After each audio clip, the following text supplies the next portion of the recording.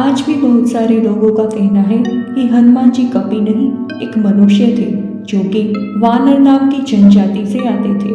वानर का अर्थ कभी नहीं वन में विचरण करने वाले मनुष्य से होता है। हमारी पौराणिक कथाओं ने उन्हें कभी मानकर उनके साथ अन्याय किया है।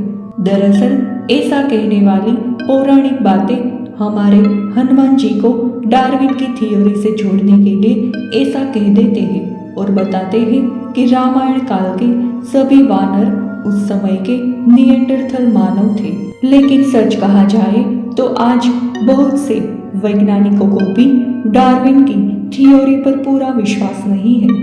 लेकिन पहली बात यह है कि ऐसी थ्योरी से हमारा कोई विरोध नहीं है, क्योंकि ये हनुमान जी के प्रति उनकी अपनी आस्था और अपना प्रेम है। और दूसरी बात कि हनुमान जी के लिए थे शब्द का प्रयोग नहीं करना चाहिए, क्योंकि हनुमान जी आज भी पृथ्वी पर उपस्थित है। तो आइए जानते हैं कि ग्रंथों के अनुसार कैसा है हनुमान जी का स्वरूप। भगवान अलग अलग प्रयोजनों से कोई भी शरीर धारण करे, लेकिन उनके गुण और शक्तियां तो उनमें रहेंगी ही। जैसे भगवान विष्णु ने अनेक रूप धारण किए, मत्स्य रूप, कच्छप रूप, वराह रूप, नरसिंह रूप आदि हनुमान जी के रूप स्वरूप और शक्ति, प्रताप, महिमा आदि का वर्णन वाल्मीकि रामायण के साथ साथ महाभारत में भी हुआ है। श्री हनुमान जी के स्वरूप और रूप पर वेदों, उपनिषदों और पुराणों आदि में सांगोपांग विवेचन उपलब्ध होता है। हनुमान जी साक्षात पर ब्रह्म है और रुद्र रूप में प्रकट महादेवी शक्ति के भागवत ज्योति के प्रतीक है। हनुमान जी भगवान श्री राम के प्रिय है और ये उनकी सबसे बड़ी विशेषता है। पवन नंदन हनुमान जी विपत्तियों का नाश कर देते हैं तथा दुष्टों और दानवों के समूह रूपी वन को जलाकर भक्त जनों को अभय प्रदान करते हैं। महर्षि अगस्त्य हनुमान जी की विशेषताओं का वर्णन करते हुए श्री राम से कहते हैं, संसार में ऐसा कौन है जो पराक्रम, उत्साह, बुद्धि, प्रताप, सुशीलता, मधुरता, नीति अनीति, विवेक, गंभीरता, चतुरता, उत्तम बल और धैर्य में श्री हनुमान जी से बढ़कर हो। वाल्मीकि रामायण के सुंदरकांड में हनुमान जी सीता जी को स्वयं ही बताते हैं कि मैं इच्छा अनुसार रूप धारण करने की शक्ति रखता हूँ। मुझे पर्वत, वन, अट्लिकाओं, चार दीवारी और नागर द्वार सहित इस लंकापुरी को रावण के साथ ही उठा ले जाने की शक्ति है। हनुमान जी के रूप का निश्चित आकार प्रकार नहीं है। श्री राम के कार्य संपादन के लिए ही हनुमान जी ने शरीर धारण किया था। रामायण और पुराणों में हनुमान जी की स्वेच्छानुसार अनेक रूपों में अभिव्यक्त अथवा प्रकट होते रहने का उल्लेख मिलता है। ये भी हनुमान जी की एक विशेषता है कि वे विभिन्न प्रकार के रूप धारण कर लिया करते हैं। हनुमान जी कहीं वानर देह में अभिव्यक्त है तो कहीं मानव देह में।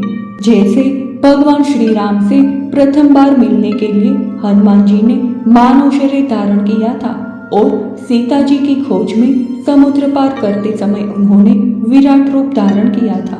सीता जी के सामने वे लघु रूप में आ गए थे और लंका को जलाते समय वे भयंकर कालाग्नि के समान हो गए थे। इसी प्रकार भरत जी को श्री राम के आगमन का संदेश सुनाने के लिए भी वे मनुष्य शरीर में गए थे।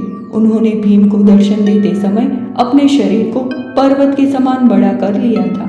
वाल्मीकि रामायण के बालकांड का सर्ग 17 उस समय के उन पराक्रमी वानरों के विषय में विस्तृत जानकारी देता है जो रामकाज में सहायक बने थे। इस सर्ग के अनुसार वे शूरवीर वानर पर्वत, वन और समुद्र सहित समस्त भूमंडल में फैल गए। श्लोक के अनुसार वे और ही प्रकार के वानर थे, अर्थात वे प्राकृतिक वानरों से विलक्षण थे। श्लोक के अनुसार वे सभी वानर भगवान श्री राम की सहायता के लिए ही प्रकट हुए थे। तो वाल्मीकि रामायण के बालकांड के सर्ग 17 के अनुसार जिन वानरों ने श्री राम की सहायता की थी वे श्री राम के लिए ही पृथ्वी पर आए थे। उससे पहले ऐसे वानर पृथ्वी पर नहीं थे। अतः उन वानरों को डार्विन की थ्योरी और निएंडरथल मानव आदि से जोड़ना उचित नहीं है। किष्किंधा कांड के सर्ग 3 के अनुसार जब सुग्रीव हनुमान जी को श्री राम और लक्ष्मण जी का भेद जानने के लिए भेजते हैं, तब हनुमान जी विचार करते हैं, मेरे इस कपि रूप पर किसी का विश्वास नहीं जम सकता। अतः हनुमान जी ने अपने उस रूप का परित्याग करके सामान्य तपस्वी का रूप धारण कर लिया। किष्किंधा कांड के एक सर्ग के अनुसार जब जांबवान जी ने हनुमान जी को उनके अतुलित बल का स्मरण कराया, तब हनुमान जी ने वानर वीरों की सेना का हर्ष बढ़ाने के लिए उस समय अपना विराट स्वरूप प्रकट किया। साथ ही हर्ष के साथ अपनी पूंछ को बारंबार घुमाकर अपने महान बल का स्मरण किया। महाभारत के वन पर्व के 3 अध्याय में हनुमान जी और भीम का संवाद है। इन अध्यायों में भी हनुमान जी के स्वरूप और शक्ति प्रताप का परिचय मिलता है। पंचमुखी रूप में हनुमान जी के पूर्व दिशा का मुख वानर का है, जो सूर्य की प्रभा से युक्त है। दक्षिण की ओर का मुख नरसिंह आकार का है, जो महान और अद्भुत है। वे भीषण भय को नष्ट कर देता है। पश्चिम दिशा वाला मुख गरुड़ का है, जिससे समस्त रोगों का शमन होता है। ये विष रोग का निवारण करता है। उत्तराधिमुखी हनुमान सुकर वक्त्र वाले हैं। ये ज्वर रोग का नाश करता है। ऊर्ध्व मुख अश्व के आकार का है। ये दानवों का नाश करता है।